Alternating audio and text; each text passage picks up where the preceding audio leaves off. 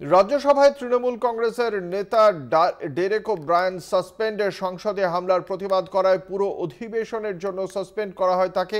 শীতকালীন অধিবেশনে আর থাকতে পারবেন না ডেরেক ওব্রায়েন। আপনারা সকলেই জানেন বুধবার যে হামলার ঘটনা ঘটেছিল সংসদে লোকসভায়, এবং সেই লোকসভায় সেই হামলার প্রেক্ষিতে আজ বৃহস্পতিবার ডেরেক ওব্রায়েন সহ বিরোধীদের পক্ষ থেকে আজ ওয়েলে নেমে এসে এই ঘটনার প্রেক্ষিতে বিবৃতি দাবি করা হয় এবং তারই প্রেক্ষিতে রাজ্যসভায় তুমুল হই হট্টগোল শুরু হয়।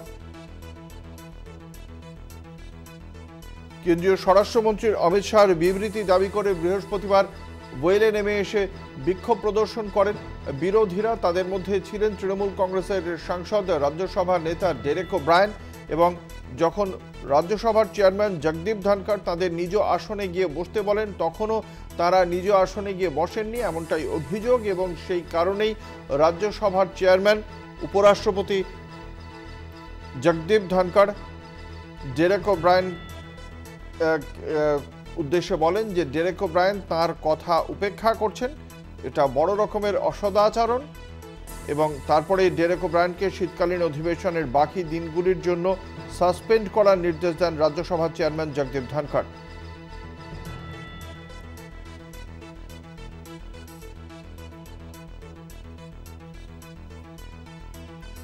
সংসদের দুই কক্ষেই এদিন বিরোধীরা বোঝাতে চান যে ঘটনা ঘটেছে, লোকসভায় যেভাবে ঢুকে পড়েছে কয়েকজন ব্যক্তি গ্যালারি থেকে ঝাঁপ দিয়েছে সেই বিষয়টি বিবেচ্য নয়, কিন্তু তার থেকেও বড় বিষয় যে সংসদ ভবনের যে নিরাপত্তা, বিপুল টাকা খরচ করে যে সংসদ ভবন তৈরি করা হলো সেখানে নিরাপত্তা কোথায়, এবং যে নিরাপত্তা সংসদ ভবনে থাকে না তাহলে সাধারণ মানুষের নিরাপত্তা কোথায়।